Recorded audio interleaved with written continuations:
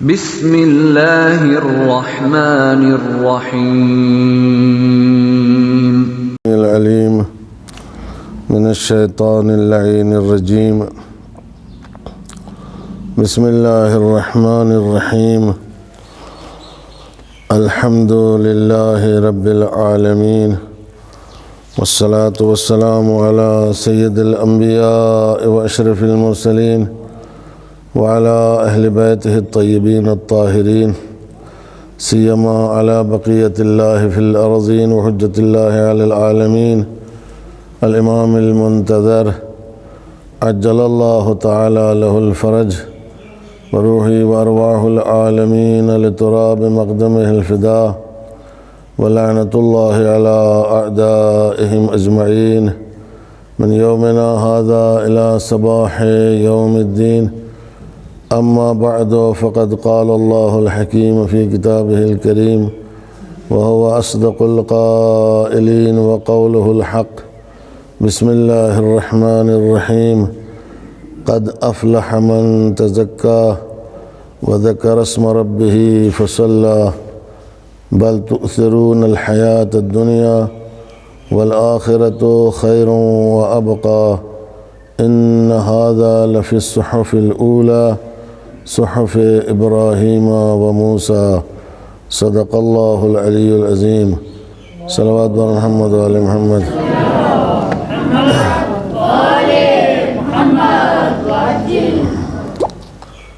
درس شروع کرنے سے پہلے آپ حضرات جو ہے وہ یہ جو تازہ اموات ہوئی ہیں، موتیں ہوئی ہیں، گرسائی میں کل موت ہوئی ہے ایک خاتون کی، شمیم فاطمہ بنت زمان علی شاہ، اور آج سن کوٹ میں موت ہوئی ہے ڈاکٹر سید بشارت حسین شاہ ابن سرور حسین شاہ. ان دونوں کی تربیت روح کے لیے اور جو اس مہینے میں جو اموات ہوئی ہیں ماہ مبارک میں، ان سب کی تربیت روح کے لیے ایک بار سورہ حمد و 3 بار سورہ قل هو اللہ کی تلاوت فرمائیں. بسم اللہ الرحمن الرحیم الحمد للہ رب العالمین الرحمن الرحیم مالک یوم الدین ایاک نعبد و ایاک نستعین اهدنا الصراط المستقیم صراط الذین انعمت علیہم غیر المغضوب علیہم ولا الضالین. بسم اللہ الرحمن الرحیم قل هو اللہ احد اللہ الصمد لم یلد ولم یولد ولم یکن له کفوا احد. بسم اللہ الرحمن الرحیم قل هو اللہ احد اللہ الصمد لم یلد ولم یولد ولم يكن له كفوا أحد. بسم الله الرحمن الرحيم قل هو الله أحد الله الصمد لم يلد ولم يولد ولم يكن له كفوا أحد. اللهم صل على محمد وآل محمد. اللهم اغفر لهم واجعلهم إنك في أعلى عليين وارحمهم وإيانا برحمتك يا أرحم الراحمين. صلوات بر محمد وآل محمد.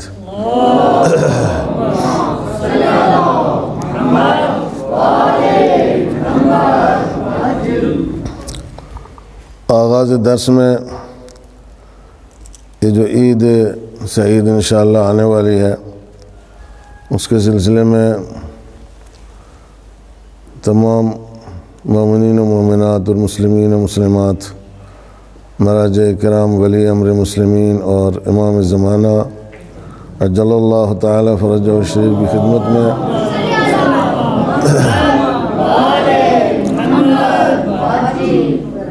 پیشگی تبریک عرض کرتے ہیں. اور اس سلسلے میں چند ایک باتیں جو ہیں وہ عرض کرنی ہے. یہ ہے کہ اس سال کرونا کی وجہ سے ظاہر ہے کہ دنیا میں اور اسلامی ممالک میں خاص طور سے جہاں پہ کرونا کا قہر ہے اور اس بیماری نے شدت پکڑی ہوئی ہے، یہ اجتماعی فاصلے کی رعایت کرنے کی خاطر، سوشل ڈسٹینس برقرار رکھنے کی خاطر تقریباً تمام جگہوں کے اوپر عید کے اجتماعات منسوخ کر دیے گئے ہیں، اور کہیں پر بھی نماز عید جو ہے وہ جماعت سے نہیں ہوگی. لوگوں سے یہ تاکید کی گئی ہے کہ وہ فرادہ اپنے اپنے گھروں میں عید کی نماز ادا کر سکتے ہیں، اور اگر کسی کو جو مرسوم طریقہ ہے، جو معصور طریقہ ہے، اس کے مطابق عید پڑھنا نہیں آتی ہے، مثلا کسی کو یہ سورے نہیں آتے ہیں پہلی رکعت میں سبح اسم ربک الاعلیٰ اور دوسری میں والشمس وضحاہا، تو کوئی بھی سورہ پڑھ سکتا ہے اس کے بدلے میں صبح کی نماز کی طرح۔ اور جو ماثورہ قنوت ہے اللہم اہل الکبریاء والعظمہ واہل الجود والجبروت، اگر کوئی اس کو نہیں پڑھ سکتا ہے، نہیں آتی ہے کسی کو، تو اس کی جگہ کوئی دوسری قنوت بھی اتنی ہی مرتبہ 5 بار پہلی رکعت میں اور 4 بار دوسری رکعت میں پڑھ کے عید کی نماز کو مکمل کر سکتا ہے۔ ظاہر ہے کہ جب فرادہ ہوگی تو خطبے ساقط ہو جائیں گے، پھر خطبے وغیرہ نہیں ہوں گے، اور یہ جو اجتماع کا ثواب کم ہوگا اس کے بدلے میں آپ زیادہ خضوع و خشوع کا مظاہرہ کریں اور زیادہ انکساری کے ساتھ نماز عید کو اپنے اپنے گھروں میں ادا کریں، اور پروردگار عالم سے دعا کریں کہ یہ اس مصیبت کا خاتمہ کرے، تاکہ ایک بار پھر یہ اجتماعات جو ہیں بحال ہوں دنیا میں، اور یہ جو رونقیں اس کرونا کی بیماری نے بعض علاقوں میں مسجدوں کی اور امام باڑوں کی چھین لی ہیں، یہ پھر سے بحال ہو جائیں انشاءاللہ امام زمانہ کے وجود مقدس کے صدقے میں۔ تو اس لیے زیادہ سے زیادہ آپ حضرات اس بات پر زور دیں، دعا کریں، مناجات کریں، اور اس بات کا احساس ہمارے اندر جب پیدا ہو جائے گا کہ بھئی کچھ چھوٹ گیا ہے، کچھ رہ گیا ہے، تو انشاءاللہ اس وقت دعا میں جو ہے وہ شدت پیدا ہوگی، اور زیادہ شوق سے، زیادہ رغبت کے ساتھ، زیادہ خضوع و خشوع کے ساتھ جو ہے وہ دعا کریں گے۔ اور اگر یہ احساس نہیں، اپنے اندر احساس نہیں پیدا ہوگا تو پھر دعا میں اتنی جو ہے وہ ظاہر ہے کہ شدت پیدا نہیں ہوگی، اور دعا میں اتنا خضوع و خشوع پیدا نہیں ہوگا۔ لہذا ضروری ہے کہ آدمی اس چیز کی طرف دھیان دے، خاص طور سے اس عید سعید کے دن جو آنے والی ہے انشاءاللہ۔ اور اس کے بعد جو ہے وہ ظاہر ہے کہ جو اس میں واجب فطرہ ہے وہ تو ادا کرتے ہی ہیں لوگ، لیکن جو لوگ مثلا اس وقت لاک ڈاؤن کی وجہ سے بعض پریشانیوں میں مبتلا ہیں، ان کے بارے میں معلومات حاصل کی جائیں، اور ان تک جو ہے وہ کم سے کم ان کا حصہ پہنچانے کی کوشش کی جائے، تاکہ سب لوگ اپنے اپنے گھروں میں کم سے کم عید منا سکیں، اور ان جو فقراء ہیں، جو مساکین ہیں، جو مزدور طبقہ ہے، خاص طور سے ایک دن کی کماتے ہیں شام کو کھاتے ہیں، وہ ظاہر ہے کہ ان کو پریشانی ہوگی، اس میں کوئی دو رائے نہیں ہے۔ لہذا جو صاحبان ثروت ہیں، صاحبان استعداد ہیں، جن کے پاس اللہ نے پیسہ دیا ہوا ہے، وہ اس طرف دھیان دیں اور توجہ کریں، اور معلومات حاصل کر کے ان کے گھروں تک جو ہے وہ کسی نہ کسی ذریعے سے یہ عید کا سامان پہنچانے کی کوشش کریں، اور تاکہ وہ بھی سادگی کے ساتھ، جیسے باقی دنیا سادگی کے ساتھ عید منائے گی، ایسے وہ بھی سادگی کے ساتھ عید منا سکیں، اور پھر پروردگار عالم جو ہے وہ اس مشکل کو انشاءاللہ جلدی سے آسان کرے گا، اور یہ پریشانیاں جو ہیں وہ انشاءاللہ دور ہوں گی۔ اس کورونا کی اس وبا کی وجہ سے ظاہر جو پریشانیاں لاحق ہوتی ہیں، اس کے سلسلے میں جو احتیاطی تدبیریں ہیں ان کو بجا لانا، ان کا لحاظ رکھنا بہت ضروری ہے۔ اس سے آپ غفلت نہ برتیں، اور واحد طریقہ اس سے بچنے کا یہ ہے کہ زیادہ تر اپنے اپنے گھروں میں رہیں، باہر نہ نکلیں، اپ ڈاؤن نہ کریں، مسافرت نہ کریں، جو جہاں ہے وہ وہیں رہے، انشاءاللہ سالم رہے گا۔ لیکن اگر افراتفری کی، جلد بازی کی کہ اب عید کا موقع ہے، چلو جی ہم ان کے بغیر عید کیسی ہوگی، تو پھر وہ ظاہر سی بات ہے کہ وہ عید جو ہے وہ مصیبت بھی بن سکتی ہے، وبال جان بھی بن سکتی ہے۔ اس لیے کوئی بھی نہیں، جو جہاں ہے وہ وہیں رہ کر کے عید منائے تو انشاءاللہ سالم رہے گا، تندرست رہے گا۔ لیکن سفر جو ہے یہ نقصان دہ ہے، آئے سمجھ میں، اور اپ ڈاؤن نقصان دہ ہے، گھروں میں جا کے عید ملنا جو ہے وہ نقصان دہ ہے، دعوتیں کرنا اس کو منسوخ کر دیا جائے، بالکل نہ جائیں، نہ بلائیں کسی کو، بالکل احتیاط کریں، یہ بہت زیادہ ضروری ہے، کیونکہ اس وقت معلوم نہیں ہے کہ کون پازیٹیو ہے کون نیگیٹیو ہے، سمجھ میں آیا؟ اور جو نیگیٹیو جن کو شو کرتے ہیں وہ بھی پازیٹیو ہو جاتے ہیں، اور جن کو پازیٹیو شو کرتے ہیں وہ نیگیٹیو ہو جاتے ہیں، کوئی معیار اس وقت نہیں رہ گیا ہے۔ لہٰذا احتیاط بہت زیادہ ضروری ہے اس کے لیے، تاکہ جان بچے تو انشاءاللہ سب کچھ ہوگا، آگے عید آئے گی اور اس کو اچھے طریقے سے انشاءاللہ منائیں گے، اگر اس کو شکست دینے میں کامیاب ہو گئے تو۔ اور ایک خاص بات جو ہے وہ اس سال کی عید کے موقع پر مجھے تمام امت مسلمہ کی خدمت میں اور مومنین و مومنات کی خدمت میں عرض کرنا ہے کہ یہ عید جو ہے تقریباً کچھ سوانح کی وجہ سے جو دنیا میں رونما ہوئے ہیں، یہ زیادہ خوشیوں والی عید نہیں ہے۔ سب سے بڑا سانحہ جو افغانستان میں رونما ہوا ہے، جس میں بچوں کے اسکول پر جو ہے وہ ظالموں نے، فاسقوں فاجروں نے، حیوانوں نے حملہ کر کے جو ہے وہ ان کو خاک و خون میں غلطاں کیا اور بے گناہ ان کو شہید کیا۔ یہ ابھی چند دن پہلے کی بات ہے۔ یہ بڑا عظیم سانحہ ہے، اور اس کے سلسلے میں اس کے اوپر جو ہے وہ سب سے بڑی مصیبت کی بات اور دکھ کی بات یہ ہے، رنج و الم کی بات یہ ہے کہ اس کے سلسلے میں دنیا اسلام خاموش ہے۔ سمجھ میں آیا؟ یہ اس میں کوئی دو رائے نہیں ہے کہ آخر یہ مسلمان جو ہیں وہ یہ کب اس حرکت میں آئیں گے اور کب جو ہے وہ اس بات کا ثبوت دیں گے کہ یہ جو حملہ بے گناہوں پر ہوا ہے اس کی مذمت کی جائے۔ بڑے بڑے جو مدارس اور مکاتب ہیں ہمارے مسلمانوں کے، کہیں سے بھی کوئی اس کے خلاف آواز احتجاج بلند نہیں ہوتی ہے۔ یہ ایک لمحہ فکریہ ہے۔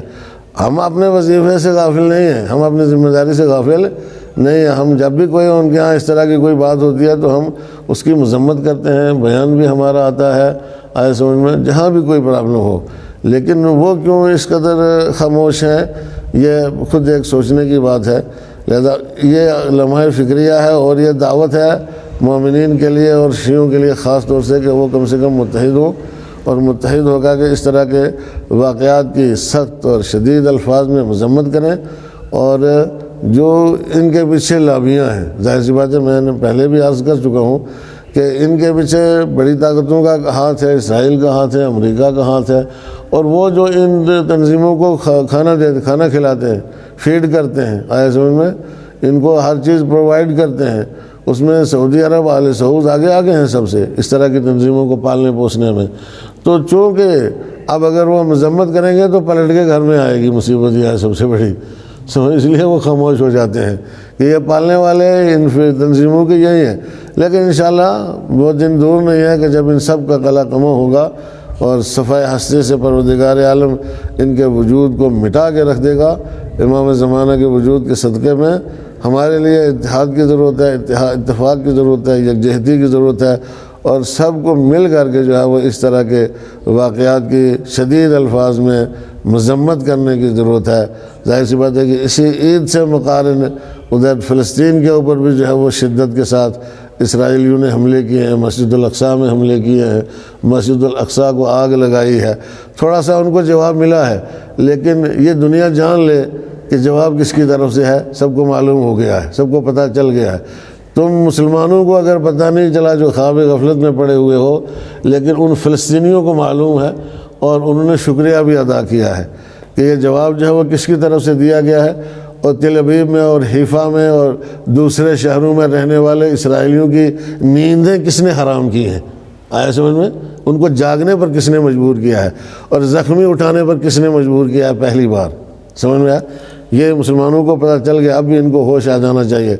اور اگر ان کے سربراہوں کو ہوش نہیں آیا، حکمرانوں کو ہوش نہیں آیا، تو انشاءاللہ ان کا تو ہوگا ہی حساب، لیکن ملت اسلامیہ جو ہے وہ تقریباً بیدار ہے، سمجھ میں آیا؟ مسلمان ہر ملک میں بیدار ہیں، اور ان کو پتہ ہے کہ کیا ہو رہا ہے، اور اس طرح کے جو ہے وہ شدید ترین مقاومت کی ضرورت ہے۔ ظاہر ہے کہ سارے مسلمان متفق ہو کر کے آئے سمجھ میں اس غدہ سرطانی کا اور اس ناسور کا مقابلہ کرنا چاہیں تو یہ کچھ بھی نہیں ہے، پھونکوں سے اڑ جائے گا، آئے سمجھ میں، ہے ہی نہیں ہے، اس کا کوئی وجود نہیں ہے۔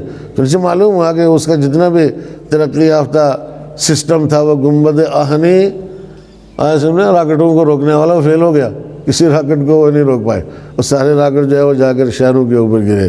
تو معلوم ہے ایسے ہی ڈرا رہے ہیں دنیا کو، کوئی طاقت ان کے اندر نہیں ہے، کمزوری ہمارے اندر ہے، اس لیے وہ طاقتور ہے، سمجھ میں آیا؟ تو اس عید کے موقع پر ہم خداوند عالم سے دعا گو ہیں کہ وہ اس طرح کے جو ظالم عناصر ہیں دنیا میں جو بے دریغ انسانوں کو قتل کرتے ہیں، ہم نہیں کہتے یہ صرف مسلمانوں کے دشمن ہیں، یہ دنیا میں جتنا بھی کمزور اور مستضعف افراد ہیں ان سب کے دشمن ہیں، آئے سمجھ میں؟ اور یہ صرف اپنے شکم کے دوست ہیں، یہ صرف اپنے مفادات کے دوست ہیں، ان کو انسانیت سے کوئی لینا دینا نہیں ہے، ان کا کسی مذہب سے بھی کوئی واسطہ نہیں ہے، یہ نہ عیسائی ہیں، نہ یہودی ہیں، نہ مسلمان ہیں، نہ اور کوئی ان کا مذہب ہے۔ ان کا مذہب صرف ان کی دنیا ہے، ان کا مذہب صرف ان کا اقتدار ہے، ان کا مذہب صرف ان کی کرسی ہے، اور یہ اس کو بچانے کے لیے کسی بھی طرح کا ظلم و ستم کرنے سے کبھی بھی دریغ نہیں کرتے ہیں۔ لہذا ہم خداوند عالم کی بارگاہ میں دعا کرتے ہیں کہ وہ پروردگار عالم ان کو نیست و نابود کرے، صفائے ہستی سے ایسے ظالم کو مٹائے اس عید کے صدقے میں، اور خاص طور سے جو اس عید کی خوشیاں مسلمانوں سے سلب ہوئی ہیں اس کرونا کی وجہ سے، اس کے بدلے میں پروردگار عالم ہمیں اس کا یہ صلہ دے کہ کم سے کم مسلمانوں کے دل کو اور اہل ایمان کے دل کو ایک طریقے سے ٹھنڈک پہنچے، تاکہ ان دشمنان خدا اور رسول جو ہے ان کو کاری ضرب لگے اور ان کو احساس ہو کہ جو ہے وہ جب اللہ کی لاٹھی برستی ہے تو اس میں کتنی تکلیف ہوتی ہے۔ ایک صلوات پڑھے محمد و آل محمد۔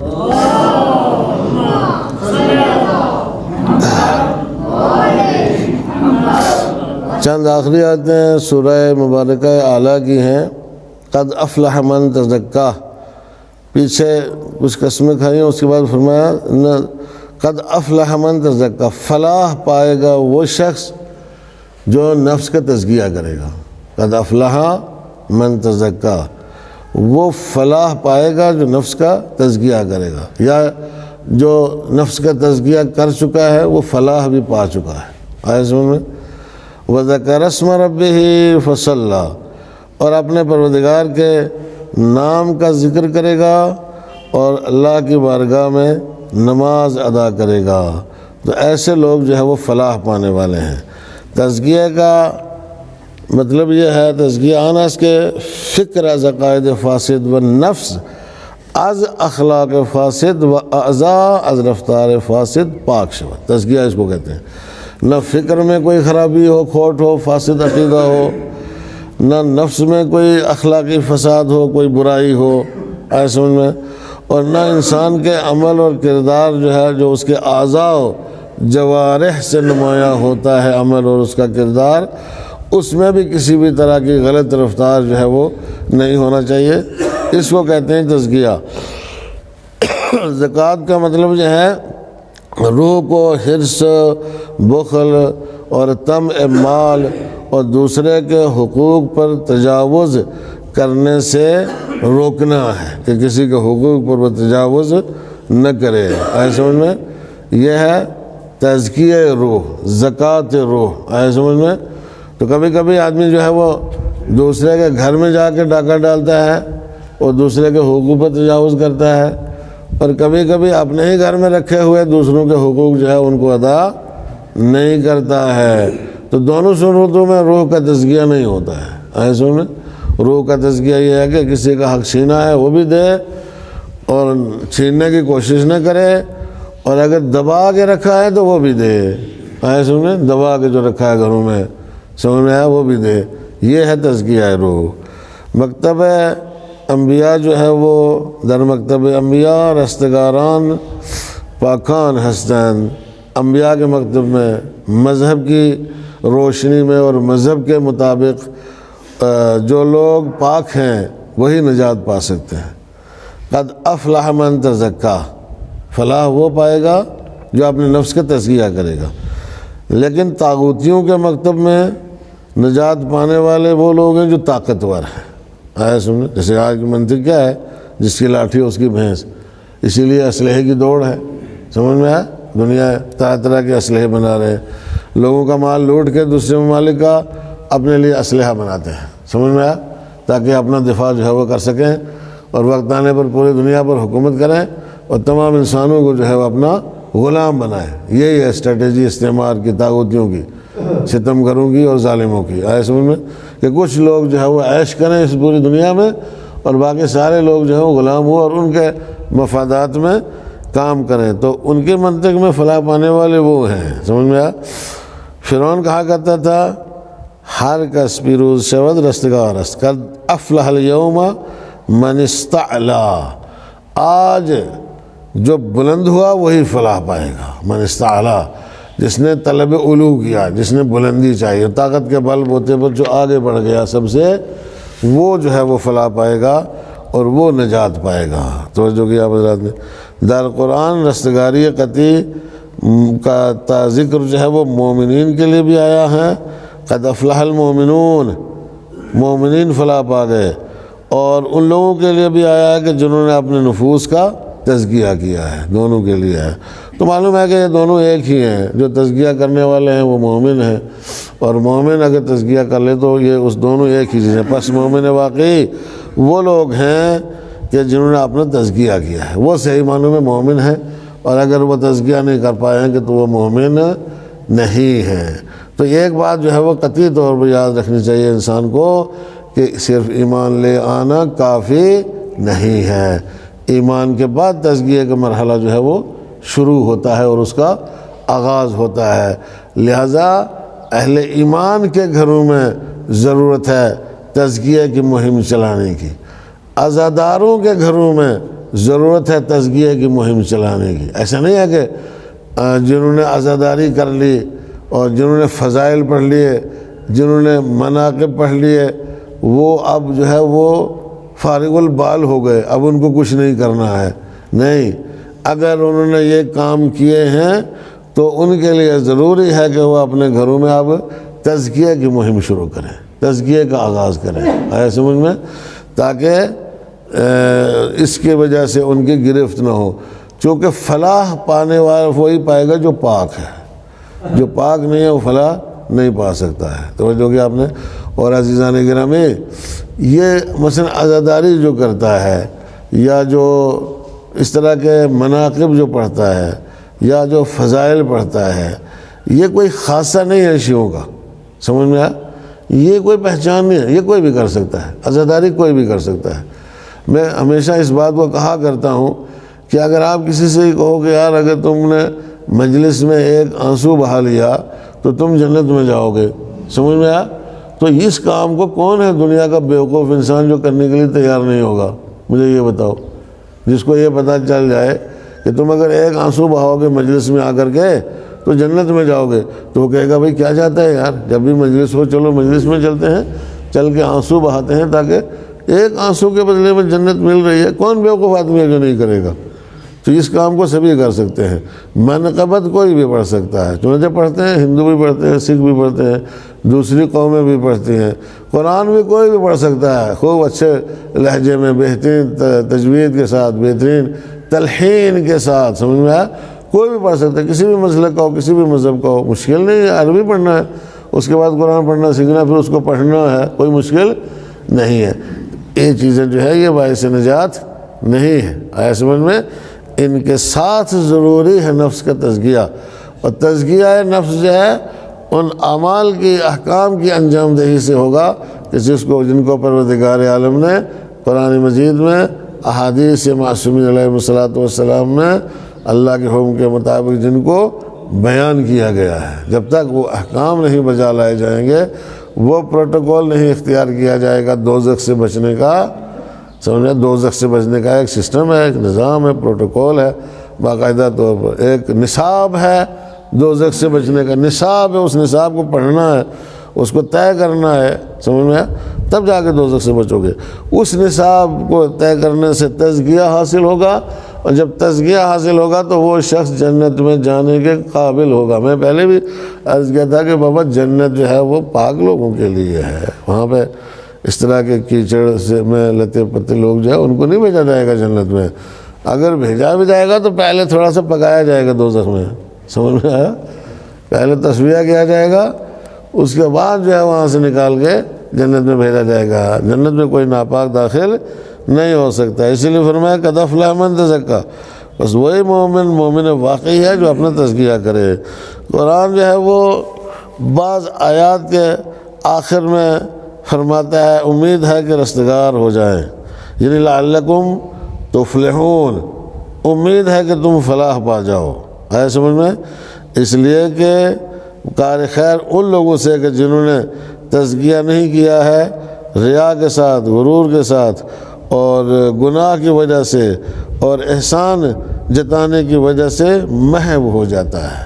جب وہ کار خیر انجام دیتے ہیں کبھی کبھی لوگ، جیسے ابھی خیرات بھی کرتے ہیں، مثلا ایسے میں غریبوں میں غلہ بھی بانٹتے ہیں، کپڑے بھی بانٹتے ہیں اور دوسری تیسری چیزیں بھی بانٹتے ہیں، لیکن فوٹو کھینچتے ہیں ساتھ میں، ایسے میں سوشل میڈیا کے اوپر چڑھاتے ہیں، تو کوئی فائدہ نہیں ہے، جتنا مرضی کر لو اس کا کوئی فائدہ نہیں ہے۔ وہ جب دو تو ایسے دو کہ دوسرے کو پتہ نہ چلے، مثلا ایک ہاتھ سے دو، دوسرے ہاتھ کو پتہ نہ چلے، تو یہ ریاکاری ہو جاتی ہے، دکھاوا ہو جاتا ہے، اس سے آپ کی ساری محنت جو ہے وہ بیکار ہو جاتی ہے، اس کو کوئی فائدہ نہیں، ایسے نہ دینا بہتر ہے، اپنے پاس دبا کے رکھو۔ لیکن جو لوگ تزکیہ شدہ ہیں، سمجھ میں آیا، وہ یقیناً جو ہے وہ اس طرح کی حرکتیں نہیں کرتے ہیں، مزکہ ہے، اپنے نفس کا تزکیہ کیا ہے تو ان کو دکھاوے کا کرنے کی ضرورت نہیں پڑتی ہے اور کسی پر احسان بھی نہیں جتاتے ہیں۔ لیکن جو تزکیہ شدہ ہیں ان کے بارے میں پروردگار عالم فرماتا ہے قد افلح من تزکا ولعلکم تفلحون ہے کہ شاید تم نجات پا جاؤ۔ اور جو تزکیہ شدہ ہے افلح من تزکا، یقیناً قد تحقیق کے لیے آتا ہے، تاکید کے لیے آتا ہے، یعنی بے تاکید اور بے تحقیق جو اپنے نفس کا تزکیہ کر لے وہ نجات یافتہ ہے، اس کو ضرور نجات ملے گی۔ اور تزکیہ جو ہے وہ تزکیہ خود بے خود حاصل نہیں شود، اس کی ظاہر سی بات ہے کہ انسان کو تزکیہ کے پیچھے جانا پڑے گا۔ تزکا ہے، باب تفعول ہے، تزکا کا مطلب کس باب سے ہے؟ باب تفعول سے ہے۔ اور تفعول کے معنی کیا ہے؟ تفعول کی خصوصیت کیا ہے؟ خصائص ابواب آپ لوگوں نے پڑھے ہیں نا۔ تفعول کی خصوصیت طلب مادہ ہے، طلب فعل، جو مادہ اس کا ہوتا ہے نا، یعنی مادہ اس میں کیا ہے؟ زکا آیا سمجھے؟ تو تزکا جو کرتا ہے وہ یہ زکوٰۃ جو ہے وہ اس کو حاصل کرتا ہے، اس کو طلب کرتا ہے، سمجھ میں آیا؟ طلب کرتا ہے اس کو، تو تزکا ہے، تزکا استعمال ہوا ہے، لہذا فلاح وہ پائے گا جو تزکیہ کرے گا، جو زکوٰۃ حاصل کرے گا اپنے نفس کی، آیا سمجھ میں؟ تو وہ جو ہے وہ فلاح پائے گا۔ اور یہ آخری بات یاد رکھیں اس سلسلے میں کہ تزکیہ بغیر نماز اور عبادت کے نہیں ہوتا ہے۔ کوئی آدمی کہ یار میں وہ بڑا پاک آدمی ہے، بہت ہی یعنی صاف آدمی ہے، بہت اچھے دل کا آدمی ہے، لیکن نماز کبھی پڑھتا ہے کبھی نہیں پڑھتا ہے، اللہ کی عبادت کرتا ہے، وہ کبھی کبھی کر لیتا ہے، کبھی فرصت نہیں ملتی تو نہیں کرتا ہے، کبھی عبادت بھی کرتا ہے، کبھی ادھر بھی ہو جاتا ہے، کبھی ادھر بھی ہو جاتا ہے، دونوں جگہ حاضر ہوتا ہے، آئے سمجھ میں؟ تو یہ اس سے تزکیہ نہیں ہوتا ہے۔ تزکیہ کے لیے نماز ضروری ہے، تزکیہ کے لیے عبادت ضروری ہے، اس لیے ذکر اسم ربہ فصلی، بعد میں کیا ہے؟ وہ اپنے پروردگار کے نام کو یاد کرتا ہے اور اس کے بعد نماز پڑھتا ہے، فصلی، تو نماز ضروری ہے تزکیہ کے لیے، نماز کے بغیر تزکیہ نہیں ہو سکتا ہے۔ ایک صلوات پڑھیں محمد و آل محمد پر۔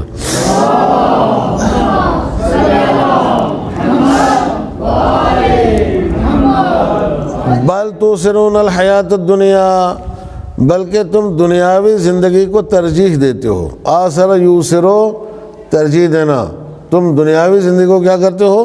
ترجیح دیتے ہو، حالانکہ والآخرۃ خیر و ابقیٰ، آخرت جو ہے وہ سب سے اچھی ہے، ابقیٰ ہے یعنی سب سے زیادہ باقی رہنے والی ہے۔ آخرت دنیا جلدی ختم ہونے والی ہے، لیکن آخرت سب سے اچھی ہے اور سب سے زیادہ جو ہے وہ باقی رہنے والی ہے۔ ان ھذا لفی الصحف الاولی، اور یہ چیز جو ہے صحف اولیٰ میں بھی لکھی ہوئی ہے، جو پہلے صحف نازل ہوئے انبیاء کرام علیہم السلام کے اوپر، ان میں بھی یہ چیز مکتوب ہے۔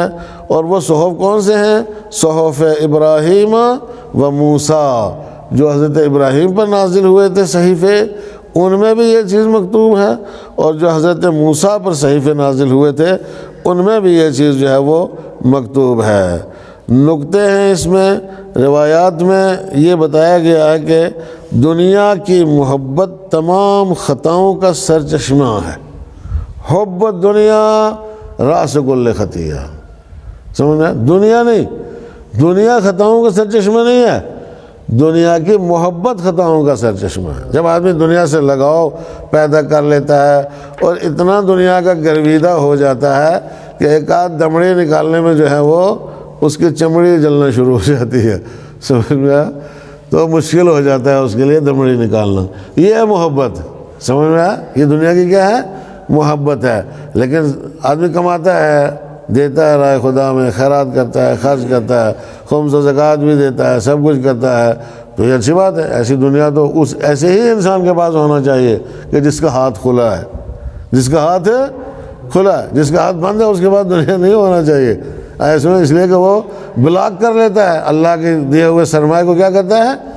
بلاک کر دیتا ہے، وہ لاک کر لیتا ہے، اس کو اپنے پاس بند کر لیتا ہے، اس کو آگے نہیں چلاتا ہے۔ سرمایہ کو آگے چلانا چاہیے، آئے سمجھے، جس طرح اللہ نے کہا ہے۔ تو حب الدنیا رأس کل خطیہ، ہر خطا کی جڑ ہے دنیا کی محبت۔ دنیا ایک عبور کا پل ہے، گزرنے کا پل ہے، توقف گاہ نہیں ہے، ٹھہرنے کی جگہ نہیں ہے، پل ہے جس سے آدمی گزرتا ہے۔ اس سے انسان کو عبور کرنا چاہیے، اور جو ابدی اقامت گاہ ہے انسان کی، اس میں جا کر کے اس کو رکنا ہی ہے۔ آیا سمجھ میں؟ تو اس کے لیے کیا کرے؟ خذوا من ممرکم لمقرکم، امیر المومنین فرماتے ہیں خذوا من ممرکم لمقرکم، جو یہ تمہاری گزرگاہ ہے، راستہ ہے، اس میں کچھ سامان پڑا ہے، آیا سمجھ میں، یہ اٹھا لو، یہ اٹھا لو اپنے مقر کے لیے، اپنے ہمیشہ کے ٹھکانے کے لیے۔ جیسے مثلا لوگ پہلے زمانے میں ہم لوگ ایکسکرشن پر جایا کرتے تھے نا، تو وہ اب تو آج کل جو ہے وہ ترقی کر گیا زمانہ، تو ٹفن گھر سے بنا کے لے جاتے ہیں۔ اب اس وقت ہم لوگ جاتے تھے تو کچھ بھی نہیں، کچھ چاول لے گیا، ایک ہلدی لے گیا، دوسرا ایک ہنڈیا ساتھ میں لے گیا، تیسرا ایک پلیٹ ساتھ میں لے گیا، 2-3 مل گئے، آگے سمجھ میں۔ اور جا کے وہاں پہ تو پھر راستے میں گزرتے ہوئے دیکھتے تھے یار لکڑی کی بھی ضرورت پڑے، تو ایک سے کہا تم لکڑیاں اٹھا لو، ایک کچھ چیز اٹھا لے، کچھ چیز اٹھا لے، جا کے وہاں پہ 2-3 آدمی مل کے پکا کے کھاتے تھے آرام سے، آئے سمجھنا، اور بہترین ایکسکرشن ہو جاتا تھا۔ یہ ایسے ہی ہے جناب، یہ ممر ہے، اس میں سے جب گزر رہے ہو تو راستے میں سامان پڑا ہے، اس کو اٹھاؤ سامان کو، آئے سمجھنے، آگے وہاں پہ تمہیں کام آئے گا، پھر بیٹھ کے آرام سے وہاں پکانا کھانا مزے کرنا، ٹھیک ہے نہیں؟ یہ راستے کا سامان ہے، اس کو اٹھاؤ لے کے چلو اپنے ساتھ میں۔ خذوا من ممرکم لمقرکم، یہ ممر یعنی گزرگاہ، جہاں سے گزرتے ہو، اور مقر یعنی ٹھکانہ۔ قرآن مجید میں معمولاً زکوٰۃ کا ذکر جو ہے وہ نماز کے بعد ہے، یقیمون الصلاۃ ویؤتون الزکوٰۃ، اقیموا الصلاۃ وآتوا الزکوٰۃ، بہت مقامات کے اوپر۔ امام جعفر صادق علیہ السلام فرماتے ہیں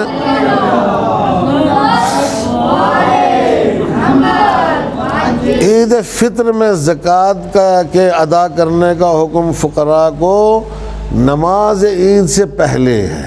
عام طور پر زکوٰۃ کا تذکرہ نماز کے بعد ہے، لیکن عید فطر میں جو آپ کو یہ زکوٰۃ فطرہ دینا ہوتی ہے، اس کا حکم یہ ہے کہ عید کی نماز سے پہلے ادا کر دو، سمجھ میں آیا؟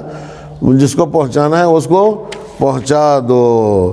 اس کے بعد آپ نے اس آیت کریمہ کی تلاوت کی، قد افلح من تزکیٰ وذکر اسم ربہ فصلی، نجات وہ پائے گا جو اپنے نفس کا تزکیہ کرے گا، اور اس کے بعد اپنے پروردگار کے نام کو یاد کرے گا، اس کے بعد نماز پڑھے گا۔ یعنی آپ خدا کو یاد کرو، یعنی یہ فطرہ دینا یہ خدا کو یاد کرنے کے مترادف ہے، یا کسی کے اوپر کوئی کفارہ ہے، کسی کے اوپر کوئی فدیہ ہے، جو رقم دینی ہے کسی کو مستحق کو جہاں پہنچانی ہے، وہ عید کی نماز سے پہلے پہنچا دو، تاکہ عید کی نماز جو ہے وہ قبول ہو، اس میں وہ کہیں پہ جا کر کے اٹکے نہ آئے، سمجھ میں کہیں رکاوٹ اس کی راہ میں نہ آئے، وہ جس طرح سے پڑھو اسے قبول کرو۔ امام رضا علیہ السلام سے اس آیت کے معنی کے بارے میں پوچھا گیا،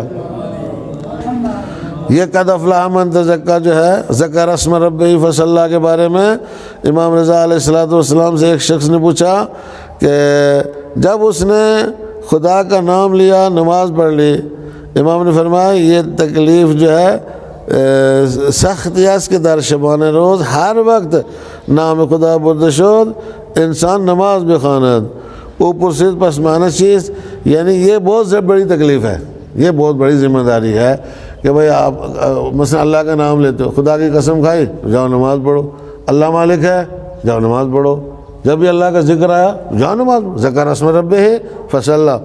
اگر یہ واجب و ضروری ہو جائے تو پھر اللہ کا نام ہی لینا چھوڑ دیں گے لوگ، جیسے نام پڑھو ویسے نماز پڑھنا پڑتی ہے، لہذا اللہ کا نام نہ لو۔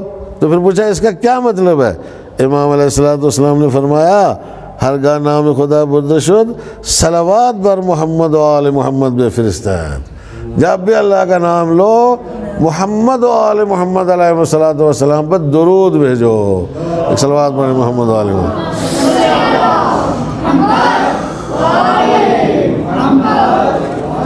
کلما ذکر ربہ صلی علی محمد و آلہ، جب بھی وہ اپنے پروردگار کو یاد کرے، نام لے پروردگار کا، تو محمد و آل محمد پر درود بھیجے۔ اور اگلا نقطہ ہے کہ آخرت دنیا سے بہتر ہے، اس لیے کہ آخرت کی کچھ خصوصیات ہیں۔ آخرت دنیا سے بہتر ہے، اس کی چند خصوصیتیں جو یہاں پر بیان ہوئی ہیں۔ پہلی خصوصیت ہے کہ آخرت ہمیشہ ہمیشہ کی ہے، خالدین فیہا، آخرت ختم ہونے والی نہیں ہے۔ دنیا آخرت میں قدم رکھتا ہے، جب انسان اس دنیا سے آخرت میں قدم رکھتا ہے تو باقی ہو جاتا ہے، زندہ جاوید بن جاتا ہے، اب اس کو ہمیشہ زندہ رہنا، اب مرنے کا کوئی سوال ہی پیدا نہیں ہوتا ہے، یہ خصوصیت ہے۔ اور وسعت مکانی ہے، ارضھا کارض السماء والارض، تمہاری جنت کتنی بڑی ہوگی، تمہاری جنت کتنی بڑی ہوگی، اس جنت کی لمبائی چوڑائی جو ہے آسمانوں اور زمینوں کے برابر ہے، کارض السماء والارض، جتنا آسمان ہے جتنی زمین ہے اس کے برابر ہے۔ اور اس میں خوراکیں جو ہیں وہ طرح طرح کی ہوں گی آخرت میں۔ آیا سب نے خوراکیں، کھانے پینے کی چیزیں آخرت میں طرح طرح، انہار من عسل، نہریں شہد کی ہوں گے، اصل شہد کو کہتے ہیں، فاکہۃ کثیرہ، اور بہت زیادہ میوے ہوں گے، بہت زیادہ طرح طرح کے میوے بہشت میں آپ کو کھانے کو ملیں گے، کوئی پریشانی والی بات نہیں ہے، کھا سکتے ہو۔ آیا سمجھ میں؟ اور وہاں پر جو چوتھی خصوصیت ہے، دوری ترس و اندو، انسان کو کوئی ڈر نہیں ہوگا، انسان کو کوئی خوف نہیں ہوگا، کوئی کھٹکا نہیں ہوگا، کوئی خدشہ نہیں ہوگا، کیا ہوگا یہ ہو جائے گا وہ، نہ کچھ بھی نہیں، آمنین، امن میں ہوگا، سکون میں ہوگا، چین میں ہوگا۔ آیا سمجھ میں؟ اب ظاہر سی بات ہے چند روزہ تکلیف برداشت کر لو تاکہ وہاں پر ہمیشہ ہمیشہ امن میں رہو، چین میں رہو۔ اور پانچویں خصوصیت دوستان وفادار، وہاں پہ جو دوست ہوں گے وفادار ہوں گے۔ یہاں کبھی کبھی دوست بے وفائی کر جاتے ہیں، وہاں پہ دوست بے وفائی نہیں کریں گے۔ اخوانا علی سرر متقابلین، قرآن میں آیا ہے، تمہارے بھائی ہوں گے جو تم اور وہ آمنے سامنے جو ہے وہ تخت لگا کے ان کے اوپر بیٹھو گے اور آپس میں بات چیت کرو گے۔ اور پھر چھٹی خصوصیت ہے ہمسران زیبا، خوبصورت ہمسریں وہاں پہ ملیں گی، بیویاں خوبصورت خوبصورت شریکہ حیات وہاں پہ آپ کو نصیب ہوں گی، کامثال اللؤلؤ المکنون، لؤلؤ مکنون کی طرح، ایسے لؤلؤ کی طرح جو چھپا ہوا ہوتا ہے، پردے میں ہوتا ہے، آئے سمجھ میں، اس کی مانند ہوں گی۔ اور اگلا نقطہ ہے، ابو ذر پیغمبر اکرم صلی اللہ علیہ وآلہ وسلم سے نقل کرتے ہیں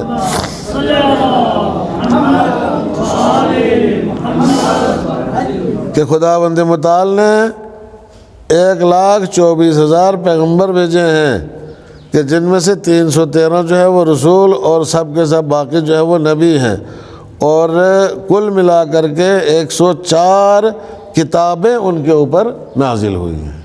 کتنے؟ 1,24,000 انبیاء، 313 رسول، اور ان پر 104 کتابیں آسمان سے جو ہے وہ نازل ہوئی ہیں۔ اور یہ ظاہر سی بات ہے کہ یہ حدیث اس میں پیغامات ہیں کچھ۔ نمبر 1، معنی تزکیہ علاقے دنیا سے، جو چیز آپ کو تزکیہ سے روکتی ہے وہ کیا ہے؟ دنیا کی محبت ہے۔ کیا چیز روکتی ہے؟ دنیا کی محبت تزکیہ سے روکتی ہے۔ دوسرا پیغام ہے دنیا بری نہیں ہے، دنیا بری نہیں ہے، جس چیز کے اوپر انتقاد ہے اور جو چیز قابل نقد و تبصرہ ہے اور قابل نکتہ چینی ہے وہ ہے آخرت پر دنیا کو ترجیح دینا۔ آخرت پر دنیا کو ترجیح دینا قابل مذمت ہے، ورنہ یہ دنیا میں جو آثار ہیں، دنیا میں جو آیات ہیں، دنیا میں جو مظاہر قدرت ہیں، یہی دنیا ہے نا، انہی چیزوں کا مجموعہ ہے، آسمان، زمین، یہ انسان، حیوانات، چرند پرند وغیرہ وغیرہ وغیرہ، اس سب کو ملا کے دنیا کہتے ہیں۔ تو یہ چیز قابل مذمت تھوڑی ہے، یہ قابل تعریف ہے، سمجھ میں آیا؟ قابل تعریف ہے۔ اس میں قابل مذمت کیا ہے کہ انسان اس دنیا کو آخرت پر ترجیح دے، سمجھ میں آیا؟ بھائی یہاں 1-2 مکان بنا لیے کافی ہے، بس اب آگے بناؤ، نہیں وہی یہی بنایا جا رہا ہے، سارا پیسہ یہاں لگا کے آگے خالی آ جائے گا، وہاں پہ کوئی مکان ہی نہیں ہوگا رہنے کے لیے، یہ ہے، آئے سمجھ میں؟ اور جب آپ کسی چیز پر انتقاد کرتے ہو، تنقید کرتے ہو، تو اس کا جو اچھا نمونہ ہے اور اس کا جو طریقہ کار ہے وہ بھی جو ہے وہ آپ کو پھر بتانا چاہیے۔ کسی پر تنقید کرو کہ بھائی یہ اچھا نہیں ہوا، یہ نہیں ہوا، یہ نہیں ہوا، تو پھر اس کو بتاؤ کہ اچھا کیسے ہوتا ہے، یہ کام کیسے ہونا چاہیے، کس طرح اس طرح ہونا چاہیے۔ اب مجھے ابھی کبھی کبھی لوگ آ کے مشورہ دیتے ہیں تو میں کہتا ہوں مشورہ نہ تو کرو، ہے سمجھ میں، کرو جو کام کر رہے ہیں وہ کرو، میں تمہارے ساتھ ہوں، ٹھیک ہے، مشورہ کیا دیتے ہو بھائی، کام کرو۔ تو تنقید کرنے والا جو ہے وہ ظاہر سی بات معلوم ہے یہ ذرا زیادہ بکرات ہے، تو جو زیادہ بکرات ہے وہ کام کر کے دکھائے، پھر سمجھ، خالی تنقید نہیں دور سے کرنا چاہیے، کام کرنا چاہیے، راہ کار بتانا چاہیے، طریقہ جو ہے وہ بتانا چاہیے۔ اور اسی لیے تؤثرون اور والآخرۃ خیر وابقیٰ، جب کہا کہ یہ لوگ دنیا کو آخرت پر ترجیح دیتے ہیں تو پھر اس کے بعد دلیل دی، بھائی نہیں، آخرت جو ہے وہ بہتر ہے تمہارے لیے، آخرت جو ہے وہ باقی رہنے والی ہے تمہارے لیے، لہذا آخرت کو ترجیح دو دنیا پر، دنیا کو آخرت پر ترجیح نہ دو۔ خدا کے نام کا مسلسل ذکر کرنا جو ہے یہ پاک دل انسانوں کا طریقہ ہے، اور ان کے فکر کو بھی جو ہے وہ پاک کرتا ہے۔ آیا سمجھ میں؟ اگر دل کو پاک کرنا ہے اور فکر کو پاک کرنا ہے تو اللہ کے نام کا ورد کرو، سمجھ میں آیا؟ تزکا و ذکر اسم ربی وصلی، اور جلوہ ربوبیت جو ہے وہ ان کے اوپر توجہ دینا، جلوہ ربوبیت، پروردگار عالم کی ربوبیت کی جو تجلیاں اس کائنات میں موجود ہیں، جو آیات انفس ہیں اور آیات آفاق ہے۔ آیات انفس اپنے اندر جو نشانیاں اللہ کے رکھی ہوئی ہیں، اللہ نے یہ آدمی بنایا جو ہے کوئی معمولی سی چیز تھوڑی ہے نا، یہ تو ایک ایسا پیکر ہے کہ جس میں عالم اکبر رکھا ہوا ہے، سارا کچھ جو ہے اس کے اندر ہے، خاک بھی ہے، باد بھی ہے، ایسے میں، اور آب بھی ہے، اور اسی طریقے سے آتش بھی ہے، جو کچھ اس دنیا میں ہے وہ سب انسان کے اندر موجود، ہر چیز، آہن بھی ہے، معدنیات بھی ہیں، نباتات بھی ہیں، جمادات بھی ہیں، سب کچھ اس کے اندر موجود ہے، عالم اکبر ہے۔ اس کے بارے میں بھی غور کرو، اور جو باہر تجلیات ہیں پروردگار عالم کی، اللہ کے ربوبیت کی تجلیات جو باہر پائی جاتی ہیں، ان کے بارے میں بھی انسان کو غور و فکر جو ہے وہ کرنا چاہیے۔ اور نماز جو ہے اس کو ذکر اور توجہ کی بنیاد پر ہونا چاہیے، غافلانہ نہیں، بس آدمی ادھر سے آیا فون پہ باتیں کرو، کیا حال ہے، ٹھیک ٹھاک، خیریت ہے، شکر اللہ کا، آیا اللہ اکبر فون رکھا ادھر، اللہ اکبر، بھائی کیا ہے نیت کو زبان سے تھوڑا ہی دہرایا، بابا تھوڑا رکو، یہ اس کو باہر نکالو پہلے، جو ہلو وغیرہ وغیرہ ہے اس کو تھوڑا باہر نکالو پہلے، سمجھا، اس کے بعد کہو اللہ اکبر ٹھہر کے تھوڑا سا، سمجھ میں آ رہی؟ وہ نماز غافلانہ ہے، اور جو توجہ کے ساتھ پڑھی جاتی ہے، آدمی آتا ہے، ائمہ علیہ الصلوۃ والسلام اور خاص کر امام زین العابدین علیہ الصلوۃ والسلام جب وضو کرنے تھے،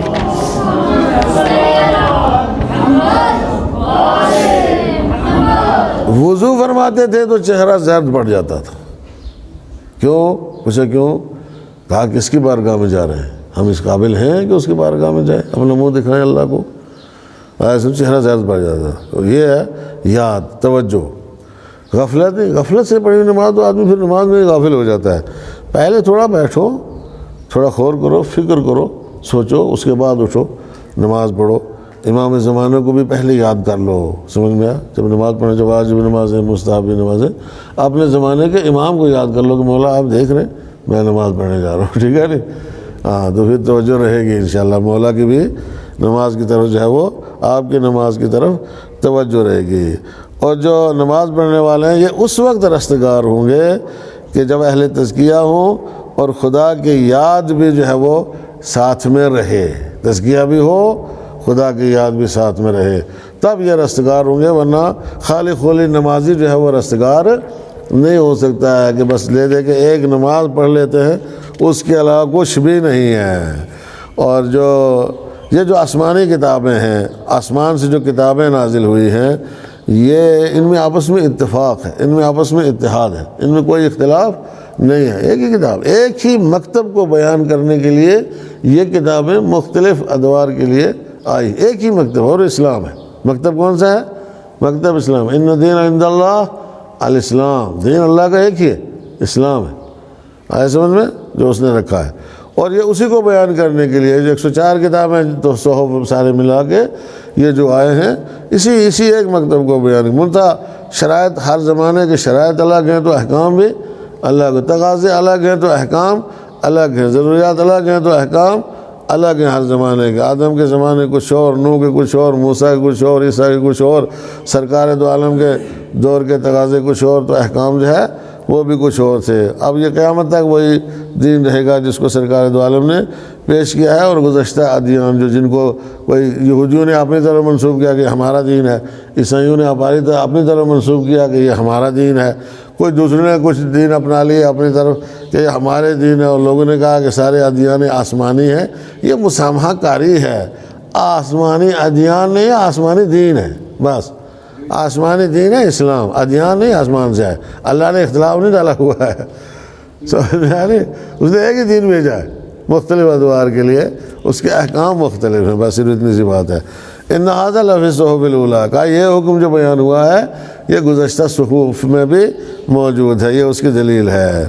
اور آسمانی کتابوں کے درمیان حضرت ابراہیم اور حضرت موسیٰ علیہم الصلاۃ والسلام کی کتابیں جو ہیں وہ خاص امتیاز کی حامل ہیں اور خاص خوبی کی حامل ہیں. لہذا خداوند متعال نے ان کا تذکرہ کیا ہے صحف ابراہیم و موسیٰ. وآخر دعوانا الحمدللہ رب العالمین. پروردگار عالم سے دعا ہے کہ ہماری توفیقات میں اضافہ فرمائے. اور ماہ رمضان میں جو ہم اس عمل کو انجام دینے میں کامیاب ہوئے ہیں، معبود کریم تجھے محمد و آل محمد کے واسطہ اس کو ہماری طرف سے قبول فرما. اور یہ کہ لوگ حاضر رہے ہیں یہاں پہ سنتے رہے ہیں بیچارے ہماری اس ظاہر سی بات سما خراشی کو، اور زبردستی وہی بٹھا کے ان کو ہم جو ہے وہ سناتے رہے ہیں. تو پروردگار متعال جو ہے ان کو اجر جزیل عطا فرما. جو انہوں نے صبر جمیل کا مظاہرہ کیا ہے اس کے بدلے میں رب کریم اجر عطا فرما، اور ان کی تمام حاجتوں کو پورا فرما، اور تمام لوگ جو سنتے ہیں ان سب کی حاجتوں کو بھی پورا فرما. ماہ مبارک رمضان کے صدقے میں رب کریم جو ہم سے چھوٹ گیا ہے اس مہینے میں، اب تو اس کو نظر انداز کر درگزر فرما اور معاف کر دے والے. میرے معبود اگر کوئی کہیں دور سے تیرے اس دسترخوان کو جو نعمتوں سے بھرا ہوا تھا اس کے اوپر نہیں جا سکا مگر دور سے کھڑا ہوا دیکھ رہا ہے، پروردگار عالم تو جب ہم سے کہتا ہے کہ ان لوگوں کے ساتھ بھی جو ہے وہ نیک سلوک کرو جب میراث تقسیم ہوتی ہے، قرآن مجید میں ہے، تو کچھ وہ لوگ ہوتے ہیں جو حق پانے والے ہوتے ہیں، لیکن کچھ ایسے لوگ ہوتے ہیں جن کا حق نہیں ہوتا ہے مگر وہ آ جاتے ہیں. تو قرآن میں اللہ نے یہ حکم دیا ہے کہ تم ان کو بھی نظر انداز نہ کرو. جب میراث تقسیم کرو تو تھوڑا تھوڑا ان کو بھی کچھ نہ کچھ دے دو. رب کریم ہم اسی تیرے ہی اس حکم کے مطابق تجھ سے دعا کرتے ہیں تیری بارگاہ میں کہ بھائی ہم حقدار تو نہیں بن پائے کہ اس تیری ضیافت سے بہرمند ہو سکے، لیکن ہم کنارے پہ بیٹھے ہوئے دیکھ رہے تھے. بس تو اپنے لطف و کرم کے صدقے میں جیسے اپنے خاص میزبان مہمانوں کو عطا کرے گا، ہمیں بھی اپنا لطف و کرم سے امام زمانہ کے صدقے میں کچھ نہ کچھ عطا کر دینا تاکہ ہمارا ہاتھ جو ہے وہ خالی نہ رہ جائے اس ماہ مبارک رمضان میں. پروردگارہ تمام کی سب کی مومنون مومنات کی عبادتوں کو قبول فرما، اور یہ دنیا میں جو اس وقت وبا پھیلی ہوئی ہے اس سے تمام مومنون مومنات کو محفوظ رکھ. امام زمانہ کے صدقے میں میرے معبود امام زمانہ جل اللہ فرجہ الشریف کے صدقے میں اس وبا سے ان کے جو لوگ جو مریض ہیں اور مبتلا ہو چکے ہیں ان کو شفا عطا فرما رب کریم. اور پالنے والے جو ابھی اس بیماری میں مبتلا نہیں ہیں ان کو محفوظ رکھ میرے معبود. اور جو اس بیماری کی وجہ سے دنیا سے چلے گئے ہیں ان کو اجر عطا فرما اس کے بدلے میں، ان کی بخشش فرما اور ان کی مغفرت فرما. پالنے والے ہمارے تمام بزرگوں کے جو دنیا سے چلے گئے گناہوں کو معاف فرما، درجات کو بلند فرما میرے معبود. تمام قرابت داروں، رشتہ داروں اور ہمسایوں پڑوسیوں جس نے التماس سے دعا کی ہے، جو ہمارے دوست احباب ہیں جو ہمیشہ دعا کے لیے کہتے رہتے ہیں، یا وہ حضرات کے جو مدرسہ علمیہ امام محمد باقر علیہ السلام کے ساتھ وابستہ ہیں اور مسلسل ہر مہینے مدرسے کی امداد کرتے ہیں، ان کے جو اموات دنیا سے چلے گئے ہیں پروردگارہ تو اس امداد کے بدلے میں ان کو اجر عطا فرما، ان کو ثواب عطا فرما، اور ان کی طرف سے اس امداد کو قبول فرما اور مزید توفیقات میں اضافہ فرما تاکہ لوگ اسی طریقے سے دین کی خدمت کرتے رہیں اور یہ دین کا کام جو ہے وہ آگے بڑھتا رہے. امام زمانہ کا کام ہے رب کریم. تجھے محمد و آل محمد کا واسطہ، جو بیمار ہیں ان کے شفا عطا فرما، جو مقروض ہیں ان کے قرضوں کو عطا فرما، جو مشتاق حج و زیارات ہیں پروردگارہ ان کو حج و زیارات کی توفیق عطا فرما، اس کورونا کو ختم کر کے جو زیارتیں ہیں جو بند ہیں، جو حج کے راستے بند ہیں، زیارتوں کے راستے بند ہیں، اس بیماری کو ختم کر کے تو ان راستوں کو کھول دے محمد و آل محمد علیہ السلام کے صدقے میں۔ پروردگار عالم اسلام کو سربلندی عطا فرما، عالم کفر کو نیست و نابود کر میرے معبود، سرنگوں کر دے پروردگارہ، اور ان کو ان کے عزائم میں شکست فاش سے دو چار کر میرے معبود۔ یہ دہشت گرد تنظیمیں جو بلا وجہ بے گناہوں کا خون بہاتی ہیں اور اہل اسلام کو کافر قرار دے کر کے ان کے گلے کاٹتی ہیں، رب کریم تو انہیں صفحہ ہستی سے نابود فرما۔ پروردگارہ تجھے محمد و آل محمد کا واسطہ مسلمانوں میں اتحاد اور اتفاق پیدا کر، اس ماہ مبارک رمضان کے صدقے میں اور اس آنے والی عید کے صدقے میں میرے معبود تو ہم سب کی دعاؤں کو قبول فرما، اور علماء اسلام کی حفاظت فرما، مقام معظم رہبری کو امام زمانہ کے سایہ عاطفت میں طول عمر اور سلامتی عطا فرما۔ پروردگارہ ہمارے امام کی حفاظت فرما، رب کریم ہمارے امام کے قلب ناظرین کو ہم سے راضی اور خوشنود فرما، ہمارے امام کے ظہور میں تعجیل فرما، ہمیں ان کے اعوان و انصار میں شامل فرما، اور ان کے سامنے درجہ شہادت پر فائز فرما۔ ربنا تقبل منا انك انت السميع العليم وتب علينا انك انت التواب الرحيم بحق الزهراء وابيها وبعلها وبنيها والسر المستودع فيها سبحان ربك رب العزة عما يصفون وسلام على المرسلين والحمد لله رب العالمين والسلام عليكم ورحمة الله وبركاته۔